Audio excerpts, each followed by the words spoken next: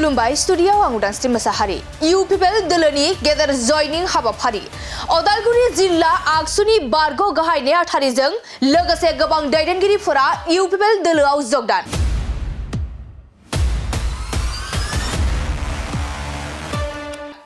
बैरबकुन्द block UPLआव आगसुनि गोबां दैदेनगिरिफोरा जगदान जादों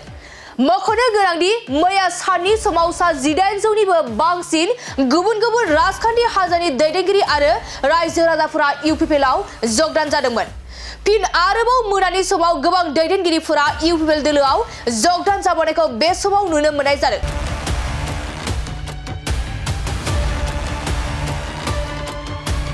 नंगौ गरखा माहारिनि खामानि मावबोनाय गावनि माहारिनिनो गांनाय उखैनाय आरो बायदि जेंनानि सायाव सरकारजों सावरायबोनाय सासे गोख्रों आगसुनि दैदेनगिरि अदालगुरि जिल्ला आगसुनि बारग' गाहाय नेहाथारि सनसु सुबा बिथांजों लोगोसे आगसुनि सा 23 दैदेनगिरिफोरा बिटिआरनि लेङाइ गाहाय मावफुं सोद्रोमा गोबिन्द चन्द्र बसुमतारिनि नुजाथिनायाव UPL दोलोआव जगदान जादों दिनै उदालगुरियाव बे भैरबकुन्द समस्तिनिफ्राय भारतासो जों मोनसे जगदान हाबाफारि लादोंमोन आरो बेवहाय गासै सा 1800 सुबुङा सोरबा BPFनिफ्राय सोरबा गुबुन पार्टियावबो दंमोन आरो सोरबा कुनु राजनितिक दलावबो गैयामोन खिन्थु बिथांमोनाबो गावनि पार्टि गावनि हान्जाखौ नागारनानै UPLआव जगदान खालामदों आरो नैबे समावबो बेलासि समाव जोंनि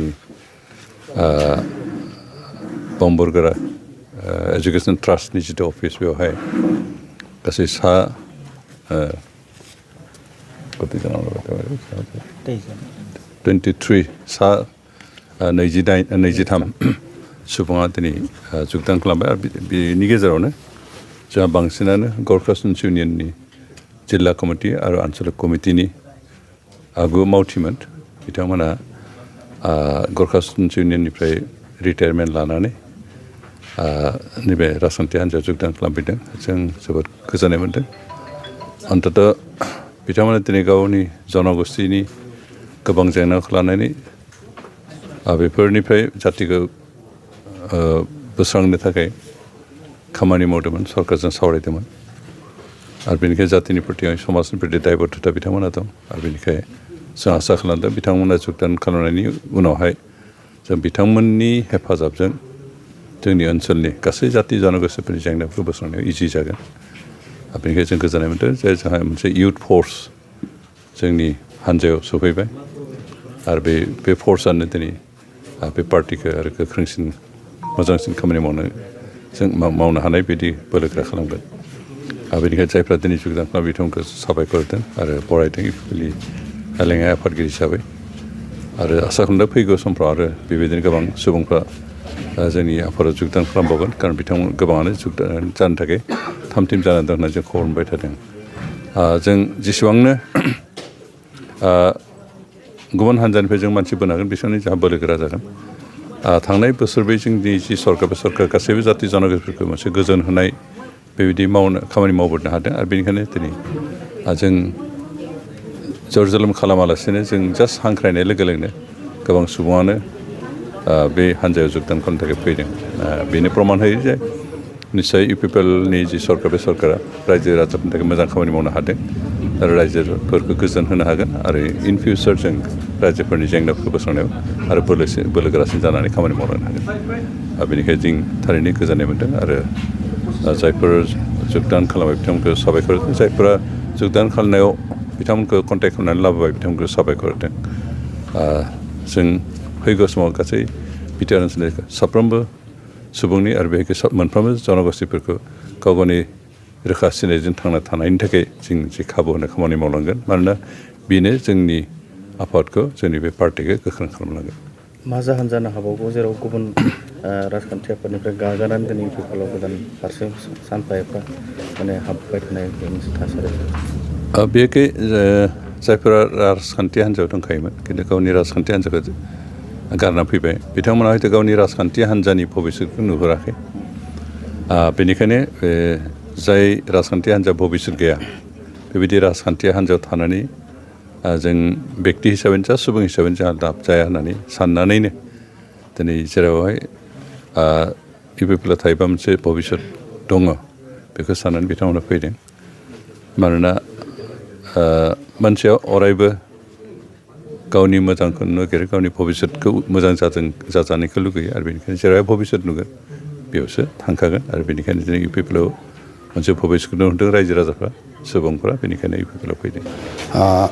गिबि सिन्तावनो निउस मिडिया नोंथांमोनखौ भैरबकुन्द ब्लकनि आफादगिरि जानानै रोजा रोजा साबायखर बावहरनाय थाबाय मानो होनना बुङोब्ला दिनै फुंबिलि समनिफ्रायनो भैरबकुन्द ब्लकनि नाजानायावहाय उदालगुरिनि बिष्णुराभा कृष्टि संघआवहाय भैरबकुन्द ब्लकनि नाजानायाव गोबां बिदि जोंनि पार्टियाव बिदि जयनिं जाबाय 1800निबो बांसिन बिदि जोंनि पार्टिखौ दिनै नाजावना लाबाय गुबुन गुबुन हानजानिफ्राय फैनानै बिदि नाजावना लाबाय बे जोंनि थाखाय जोबोद गोजोनथाव बाथ्रा बेफोर गासैबो खामानियावहाय निउस मिडिया नोंथांफोरा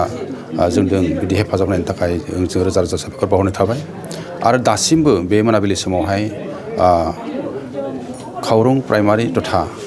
जोंनि UPPL जोंनि भैरबकुन्द ब्लकनि आन्दारावहाय 25निबो बांसिन बिदि सोद्रोमाफोरा दायो जोंजों जयनिं जाबाय बे जोंनि थाखाय जोबोद मोनसे गोग्गानायनि बाथ्रा दिनै बिथांमोना बुंदों जे मानो UPPLआव मानो जयनिं जादों जेब्ला बिथांमोनखौ जों सोङो बिथांमोना बुंदों जे UPPL सरकारा प्रमद बर'नि दैदेननायाव जितु UPPL सरकार गबिन्द बसुमतारीनि दैदेननायाव जितु UPPL सरकार दिनैयो 4 बोसोराव गोबां खामानि मावदों रायजोनि थाखाय गोबां खामानि मावदों गोबां लामा सामा बनायदों गोबां रायजोनि बिदि मोजांनि थाखाय खामानि मावदों बिनि थाखाय जोङो UPPLखौ मोजां मोनदों आरो बेखौ नुनानै बिथांमोना दिनै UPPLआव फैबाय आरो UPPLआव जयनिं जाबाय दा जों सानदों जे जोंनि गेजेरावहाय मोनसे समाव गुबुन हानजाफोरा बिदि बुंनो नागिरो जे UPPLआ गाबोननि दिनाव इलेक्सन देरहाया बा भैरबकुन्द समस्तिया इलेक्सन देरहानो हानाय नङा नाथाय दिनैनि जितु जयनिं हाबाफारि बेफोर गासैखौबो नुनानै जों जोंनि जितु गोहो एबा जों UPPL हिसाबै बेयाव जे खौसेथि दङ आरो गाबोननि दिनाव जे जों इलेक्सनखौ जों देरहाबावनो हागोन बियो रोखा नुजाखानाय दा दिनै गोबां जिहेतु जयनिं जाबाय आरो बिनि बादै जोंनि गेजेराव जयनिंनि हाबाफारि जोंहा गोबां दंबावो आरो जाबाय थागोन दा बेनिखाय जायफ्रा दिनै UPPLखौ मोनसे मोजां हानजा होनानै नाजावदों आरो प्रमद बर' सारनि दैदेननाय UPPLखौ मोजां मोननानै गबिन्द बसुमतारी सारनि दैदेननाय UPPLखौ मोजां मोननानै जायफ्रा जयनिं खालामदों आं सानो बिथांमोना दिनैनि समाव मोनसे गोथों लामाखौ मोजां लामाखौ बिथांमोना बासिनानै लानो हादों मानो होनना बुङोब्ला फैबाय थानाय 2025 मायथाइयाव जितु जा बिसायख'थि जानो थांगासिनो दङ बे बिसायख'थिनि उनाव जे UPPLआ आरोबाव जे 5 बोसोरनि थाखायब्लाबो जों सरकार खालामबावगोन बे रोखा जाना दङ बेनिखाय दिनै रायजोफ्रा लोब लोब फैदों आरो UPPLखौ मोजां मोनदों बेनिफ्राय जों भैरबकुन्द ब्लक हिसाबै जों जोबोद साबायखर बावहरनाय थाबाय रायजोफोरनिसिम जायफोर रायजोफ्रा दिनै UPPLखौ नाजावबाय आरो फैबाय थानाय समाव जोङो खौसेथियै थानानै जोङो रायजोनि थाखाय खामानि मावनो बायदि सुबिदा मोनगोन होननानै जों UPPL हिसाबै बा भैरबकुन्द ब्लक हिसाबै जों आसा फारिनाय थाबाय আজি UPPLত যোগদান কৰিলে কি আশা লৈ যোগদান কৰিলে নাই এইটো আশাৰ কথা একো নাই আমি যেহেতু ছাত্ৰ সংগঠনত থাকি 20 বছৰ ছাত্ৰ সংগঠন কৰি আমি এতিয়ালৈকে যেতিয়া আমি তাৰ পৰা ৰিটায়াৰ পালোঁ এতিয়া আমাৰ জাতিৰ উন্নতি জাগাৰ উন্নতি BTRৰ উন্নতিৰ কাৰণে যি আমাৰ প্ৰমোদ বড়ো ছাৰৰ যি নীতি আদৰ্শ আছে এইবিলাকে আমি চাই ভাল লাগি সবকে আদৰিবলৈ আমি আহিছোঁ এতিয়া অহা দিনবোৰত আমি যিমান পাৰোঁ প্ৰমোদ বড়ো ছাৰ গোবিন্দ ছাৰৰ যি নীতি আদৰ্শ আছে এটুকে লয় যিমান পাৰিম আমি যেতিয়ালৈকে কৰিছিলোঁ গোৰ্খা ষ্টুডেণ্ট হিচাপে গোৰ্খা জাতিৰ কাৰণে কৰিছিলোঁ কিন্তু এতিয়া আমি ভাবি আছোঁ যে আমাৰ এলেকাৰ যিমান জাতি জনগোষ্ঠী আছে সকলোকে কিবা কৰিব পাৰিম এটা ডেভেলপত আনিব পাৰিম বুলি আশা ৰাখি এই UPPL দলত আমি আদৰিছোঁ কিন্তু UPPLৰ বাদেও বহুত এটা তেনেকুৱা ৰাজনৈতিক সংগঠন আছে নাই চালোঁ বেলেগত এতিয়া আপুনি আজিৰ প্ৰেক্ষাপট যেতিয়া চাব গৈ এতিয়া আমি 17 বছৰ BPF দলক চাইছোঁ দেখিলোঁ কিন্তু যি নীতি আৰু আদৰ্শ আছে এইটো আমাক বিলকুল ভাল লগা নাই সেয়ে আজিৰ যোনটো চৰকাৰ আছে প্ৰমোদ বড়ো ছাৰৰ তেওঁৰ নীতি আদৰ্শ আমাক বিৰাট ভাল লাগিছে ভিতৰ মনেদি সেইকাৰণে আমি ছাৰক আমি আগতেও এফচিৰ প্ৰেচিডেণ্ট হোৱা সময়ত আমি লগ পাইছিলোঁ তেওঁৰ যোনটো ভিজন আছে অহা দিনবোৰত আমাৰ BTRত যি ডেভেলপ কৰিবৰ কাৰণে যোন ভিজন আছে এইবিলাক আমি চালোঁ বিৰাট ভাল লাগিছে সেইকাৰণে আমি সকলোৱে এতিয়া যিমান পাৰোঁ যোগদান কৰিবলৈ আহিছোঁ কিন্তু আজি কয় UPPL চৰকাৰ বড়োসকলৰ চৰকাৰ বুলি কয় এইটো কোৱা মানে কয় মানুহে যোনে যি কিবা পায় সেইটোকে কয় এতিয়া যেনেকৈ বেলেগ দলে তেনেকৈ ক'ব আজি বিজেপি গ'লে বিজেপিৰ এইটোৱে ক'ব কিন্তু নিজৰ ভিতৰত আছে আজি আমি চাইছোঁ দেখিছোঁ 4 বছৰ ভিতৰে যিমান এটা ডেভেলপ হৈছে আমাৰ এৰিয়াবিলাক সেইটোকে চাই আমি এইটো চকুৰ আগত আছে মানুহবিলাক চালেই হ'ল যে ডেভেলপ কিমান হৈছে হোৱা নাই আৰু 17 বছৰ আগত কিমান হৈছিল আৰু এতিয়া 4 বছৰৰ ভিতৰত কিমান হৈছে এইটো নিজৰ চকুৰে চালে হৈ গ'ল সেইটোৱে আমাক যিটো লাগিছিল সেইটো চৰকাৰ আমি পালোঁ তেওঁক আমি আদৰি নোলোৱাকৈ যদি বেলেগক আদৰিলে নিজৰ ভুল হ'ব এইটো দেখা দেখি কয় সেই বুলিয়ে আজি আমি আহিছোঁ ইয়াতে আগন্তুক নিৰ্বাচন জিকাৰ সম্ভাৱনা আছে এইটো চিয়'ৰ কিয় নিদিব এতিয়া আমাৰ